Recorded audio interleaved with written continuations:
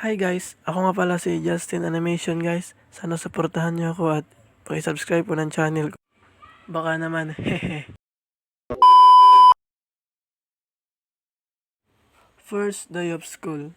Ito yung nahihiya ka pa sa mga classmate mo at medyo boring pa nun. Sarap ng umuwi. Haha, di joke lang. At ang nakakainis pa, yung seating arrangement. Oo, seating arrangement. Imbis gusto mong umupo dun sa bandang likod, sa harap ka pa pinaupo. Putik na yan. Ma'am, malit ba ako ma'am? Sagot! Ha? Sino yun?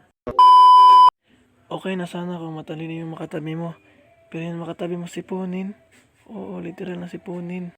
Yung tipong nakatingin sa'yo na may kulangot sa muka. Putik. Shoutout pala sa'yo, classmate. Pero okay na rin yun kisa naman sa puro project at thesis. Di ba mas mahirap? Sus, daming alam. Halatang baon lang naman yung habol.